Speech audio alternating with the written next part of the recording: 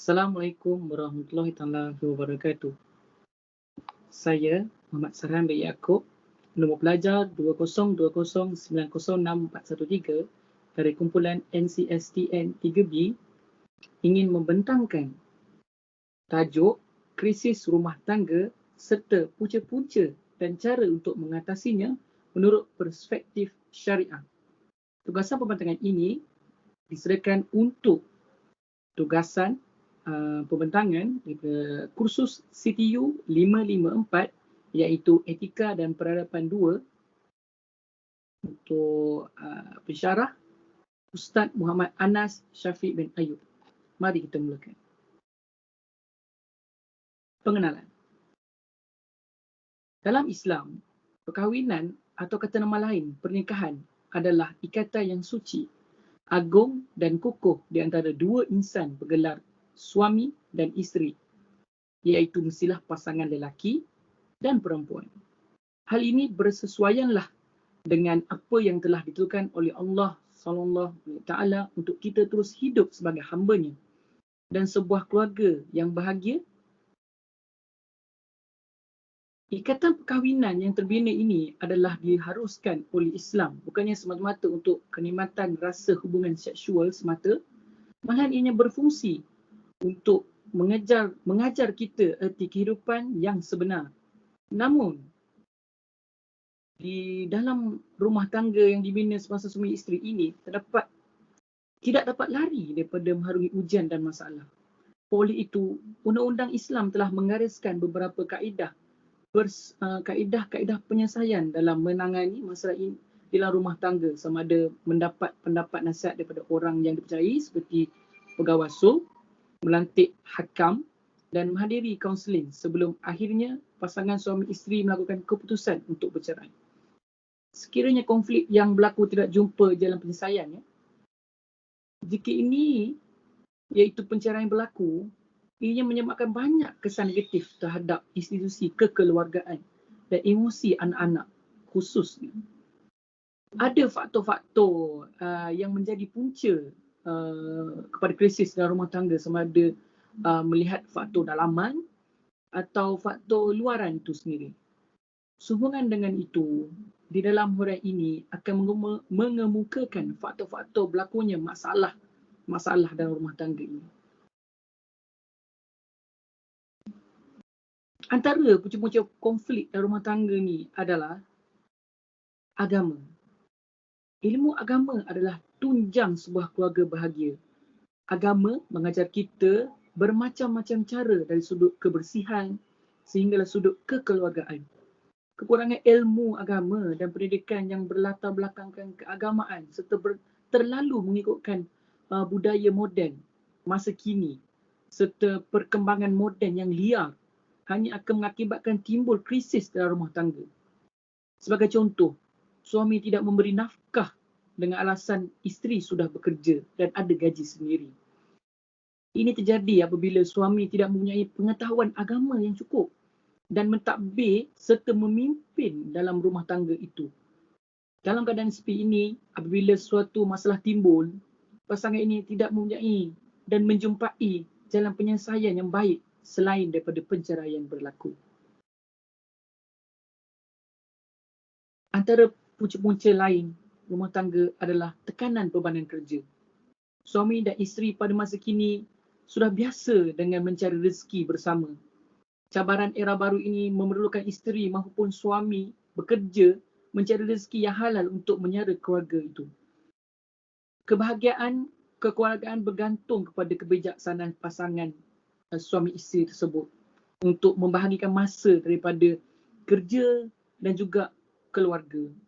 Namun, tekanan dari tempat kerja yang banyak atau masalah mengenai kerja sehingga membawa ke rumah, itu sendiri menyebabkan pergaduhan serta krisis dalam rumah tangga. Seterusnya, sikap.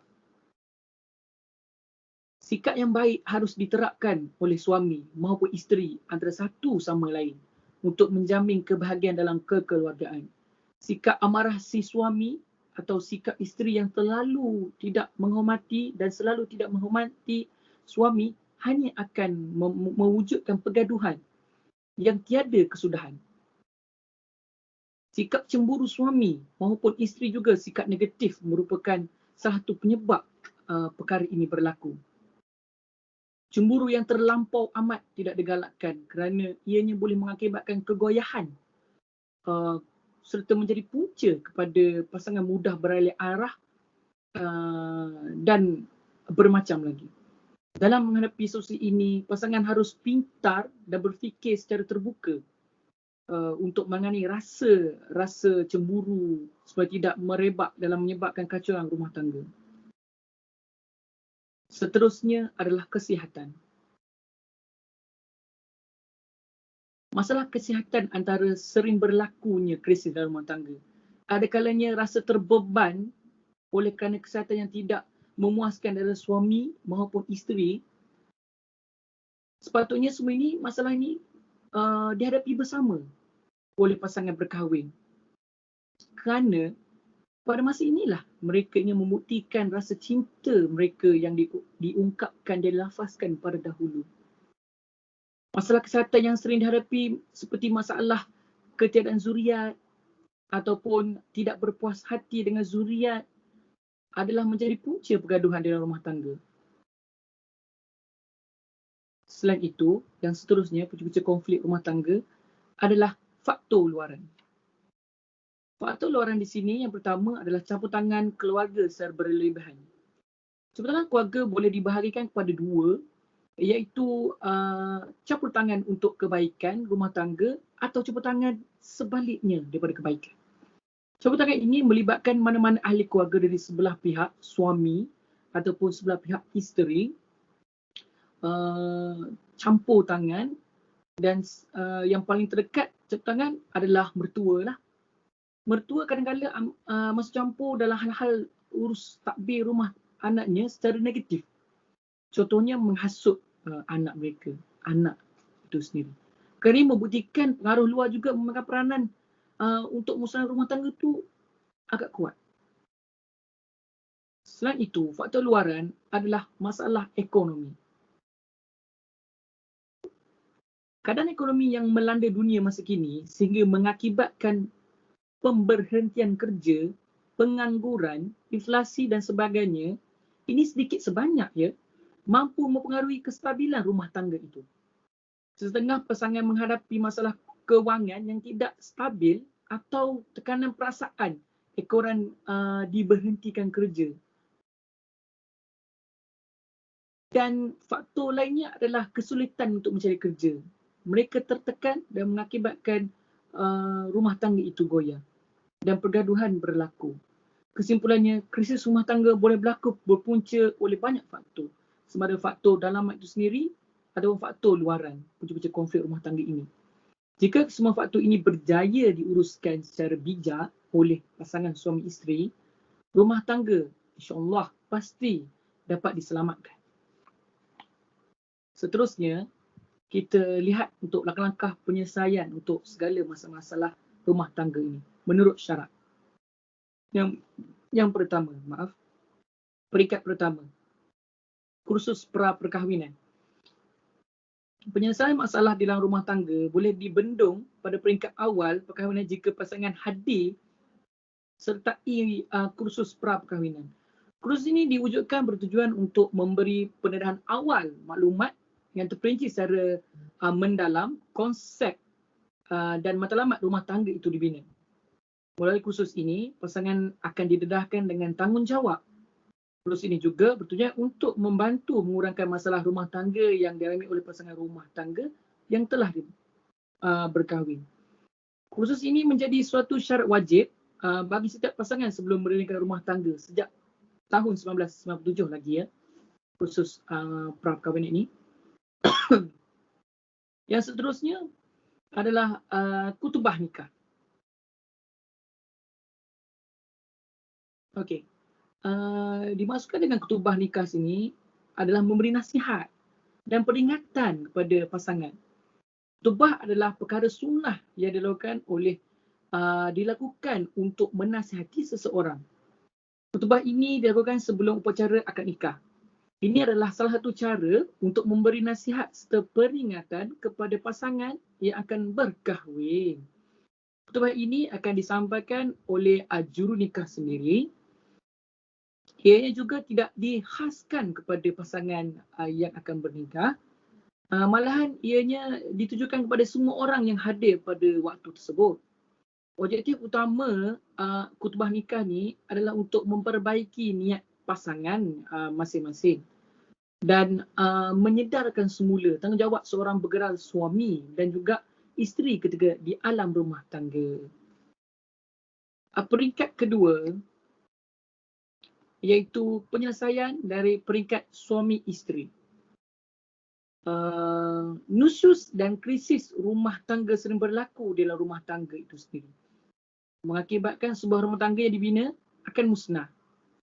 Nusyus di sini bermaksud keadaan di mana suami atau isteri ingkar untuk menunaikan tanggungjawab masing-masing sebagaimana yang dituntut oleh agama Islam. Memandangkan nusyus ini boleh berlaku sama ada pihak suami atau isteri, maka Islam telah menetapkan panduan bagaimana cara untuk menangani perkara ini jika ianya berlaku dalam rumah tangga. Allah berfirman dalam Al-Quran surah An-Nisa ayat 34 yang bermaksud, dan perempuan-perempuan yang kamu bimbing dan perempuan-perempuan yang kamu bimbang melakukan perbuatan derhaka iaitu nusyus, hendaklah kamu menasihati mereka, dan jika mereka berdekil, pulaulah mereka di tempat tidur, dan kalau juga mereka masih lagi berdegil, pukullah mereka dengan pukulan ringan untuk bertujuan mengajar. Jika mereka taat kepada kamu, maka janganlah kamu mencari jalan menyusahkan mereka. Surah An-Nisa ayat 34. Ayat ini merujuk kepada dapat kita simpulkan bahawa Allah SWT telah mengariskan langkah-langkah untuk menangkis segala masalah rumah tangga yang puncanya daripada isteri yang nusyus. Langkah pertama dalam ayat tersebut ialah memberi nasihat, pemulauan tempat tidur, dan yang terakhir pukulan ringan. Namun jika nusyus itu sendiri berpunca pada suami, maka penyelesaian melibatkan orang tengah. Hendaklah isteri itu mengadu kepada pihak pejabat kadi. Okey. Peringkat kedua iaitu nasihat. Okey, seperti ayat tadi, nasihat. Nasihat ini bertujuan untuk memperingati kesalahan yang dilakukan agar tidak mengulangi perbuatan perkara-perkara tersebut. Peringatan atau nasihat yang diberi mestilah dilakukan secara berkhemah serta tidak mengguris hati perasaan pasangan yang boleh menyebabkan keadaan bertambah lebih teruk. Jika sekiranya nasihat dan teguran ini tidak diterima, Islam memberi ruang untuk membuat tindakan selanjutnya. Okey, yang seterusnya, pemulauan. Pemulauan ini berpandukan garis panduan yang ditetapkan oleh Al-Quran hanyalah semata-mata bertujuan untuk mententeramkan keadaan yang bila mana tegang akibat pergaduhan oleh pasangan suami isteri. Pemulauan ini bermaksud meninggalkan bersendirian di tempat tidur untuk kebaikan dan untuk menyerahkan isteri. Tempoh masa bagi tindakan ini tidaklah lama. Selama-lama pun ialah selama sebulan. Dan tidak lebih daripada itu. Ini berikutan terjadinya peristiwa yang mana Rasulullah SAW tidak menggauli isterinya, Sayyidah Safiyah, selama sebulan kerana Sayyidah Safiyah telah menceritakan sedikit rahsia rumah tangganya kepada Sayyidah Aisyah. Yang seterusnya, pukulan. Suami dibenarkan untuk melakukan pukulan. Pukulan di sini ialah pukulan yang ringan mengikut kaedah yang dibenarkan dalam Islam, bagi bertujuan untuk menyedarkan isteri. Menurut pandangan jumhur fuqaha, Pukulan ringan adalah dibenarkan asalkan ia bertujuan memberi pengajaran pada isteri yang nusyuz. Kalau itu juga haruslah tidak memudaratkan isteri, ya. Haruslah tidak memudaratkan isteri. Kerana cara berkenaan terkeluar daripada landasan prinsip kekeluargaan dan juga hukum syarak. Yang seterusnya, penyelesaian menggunakan khidmat orang tengah. Penyelesaian ini biasanya terjadi apabila krisis rumah tangga telah berlanjutan sampai ke tahap di bila mana suami dan isteri tidak dapat mengawal perasaan masing-masing. Jika ini berlaku, maka kita boleh buat aduan terus ke mahkamah dan mahkamah akan melantik seorang wakil untuk berbincang tentang cara yang terbaik untuk menyelesaikan krisis ini. Peranan orang tengah atau pendamai untuk membantu menyelesaikan masalah dalam rumah tangga menurut firman Allah Ta'ala dalam surah An-Nisa ayat 35 bermaksud, dan jika kamu bimbangkan perpecahan antara mereka berdua, suami, isteri, maka lantiklah orang tengah untuk mendamaikan mereka. Seorang daripada keluarga lelaki dan seorang daripada keluarga perempuanmu. Al-Quran surah Nisa ayat 35. Subhanallah. Orang tengah juga dilantik apabila isteri merasakan ada kemungkinan nusus daripada pihak suami. Firman Allah dalam Al-Quran ayat surah Nisa ayat 128 bermaksud, dan jika seorang perempuan bimbang akan timbul daripada suaminya nusus atau tidak melayaninya, maka tiadalah salah bagi mereka suami isteri membuat pendamaian antara mereka berdua secara sebaik-baiknya, kerana pendamaian itu lebih baik bagi mereka daripada bercerai-berai. Surah Nisa ayat 128. Orang tengah ini biasanya dilantik di kalangan keluarga terdekat atau saudara terdekat dari sebelah suami atau belah isteri. Walau bagaimanapun, tidak menjadi kesalahan jika dilantik saudara yang jauh asalkan mereka berniat untuk mendamaikan pertelingkahan yang berlaku dan menyelamatkan rumah tangga daripada perpisahan. Yang seterusnya adalah pejabat kadi. Untuk pejabat kadi, cara penyelesaiannya adalah dengan mendapatkan nasihat di pejabat kadi. Pejabat ini ditubuhkan untuk membantu pasangan yang ingin atau telah berkahwin menyelesaikan segala masalah yang timbul di alam rumah tangga. Peranan pejabat kadi juga adalah untuk membantu rumah tangga ataupun suami isteri masalah sehingga mereka dapat memuaskan kedua belah pihak tersebut. Antara bantuan yang pihak pejabat kadi berikan adalah menyelesaikan isu perselisihan faham dalam rumah tangga dan memberi nasihat secara meluas tentang konsep perkahwinan dalam Islam serta menyiasat latar belakang suami isteri sekiranya masalah yang dihadapi semakin tegang. Yang seterusnya adalah kaunselor. Peranan pegawai perunding atau kaunselor bertauliah serta mempunyai pengkhususan dalam bidang kekeluargaan adalah penting untuk menjernihkan lagi keadaan yang sedia ada keruh. Adalah tidak digalakkan berbincang dengan orang perseorangan yang hanya mengaku sebagai kaunselor. Tapi sebenarnya mereka bukan dalam kategori tersebut. Kaunselor bertujuan untuk mengenal pasti punca pertelingkahan hubungan antara suami isteri dan cubaan untuk membentuk pendamaian pasangan ini agar hubungan mereka dapat dipulihkan. Sekiranya jalan penyelesaian di sini melalui kaunselor ini tidak mendatangkan hasil, maka kaunselor akan bertindak memberikan laporan kaunseling dan nasihat ini kepada pihak mahkamah untuk dibicarakan dan diputuskan oleh mahkamah. Yang seterusnya adalah pegawai sulh. Pegawai sulh di sini bermaksud pegawai perdamaian. So di sini satu cara penemuan yang tidak formal, so di sini iaitu acara di mana pertemuan yang tidak formal dihadiri oleh pasangan suami dan isteri dan membahaskan pertikaian masing-masing dan dipengerusikan oleh seorang pegawai jadi orang tengah lah. Fungsi pegawai adalah untuk mengatasi asas punca masalah yang timbul serta mencari jalan penyelesaian pada masalah tersebut. Proses ini bergantung pada persetujuan dua pihak. Antara perkara yang selalu dilakukan oleh pasangan melalui kaedah sulh ini adalah tuntutan selepas perceraian berlaku. Seperti tuntutan hak penjagaan anak, nafkah tertunggak anak, permohonan perintah nafkah anak serta pelaksanaan perintah mahkamah. Laporan kepada mahkamah akan dibuat oleh pegawai sulh yang membawa kepada perintah mahkamah untuk dilaksanakan.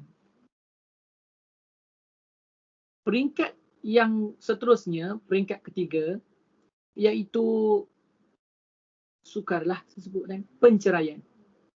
Jika satu masalah di dalam rumah tangga tersebut tidak mampu lagi diselesaikan secara yang telah digariskan oleh syarak sebentar tadi, maka perceraian sajalah cara terakhir. Seksyen 47 memperuntukkan tentang penceraian dengan talak atau dengan perintah. Kerana pihak si suami enggan melakukan ataupun enggan melafazkan talak, maka pihak isteri boleh mengemukakan permohonan taklid mengikut peruntukan di bawah Seksyen 50. Selain itu, pihak isteri boleh mengemukakan permohonan fasad berdasarkan pada alasan-alasan yang terkandung di bawah Seksyen 52. Sekiranya sabit tuntutan tersebut, maka perkahwinan tersebut boleh dibubarkan. Seterusnya, kesimpulan. Perkahwinan menurut Islam mengandungi matlamat utama untuk mewujudkan suasana yang harmoni dan bahagia. Semua ini dapat dicapai jika pasangan suami isteri dapat memainkan peranan masing-masing secara bijak, berhemat, berdasarkan garis panduan yang betul. Perceraian adalah sangat tidak digalakkan dalam Islam. Kerana perpisahan itu bukan tujuan utama rumah tangga itu dibina. Secara amnya, krisis dalam rumah tangga ini adalah salah satu proses untuk mematangkan perhubungan di dalam rumah tangga dan mematangkan suami isteri itu sendiri. Sepasang suami isteri harus bersiap siaga dari segi mental, fizikal dan harmoni dalam menghadapi masalah yang mendatang. Jika langkah-langkah penyelesaian ini berjaya diikuti, maka insya-Allah ianya dapat diselamatkan dan diselesaikan seperti yang terbukti oleh kajian JAIZ. Bila mana hasil kajian JAIZ membuktikan terdapat pasangan yang telah mencari jalan penyelesaian daripada krisis dan hasrat untuk bercerai tidak diteruskan. Terbukti di JAIZ. Maka dengan ini, segala proses-proses ini sangat penting bagi membantu pasangan suami isteri yang bermasalah supaya mereka mampu mencari jalan penyelesaian yang terbaik bagi krisis yang dihadapi mereka. Wallahu a'lam. Dengan itu saja tugasan pembentangan saya ini. Terima kasih dan Assalamualaikum.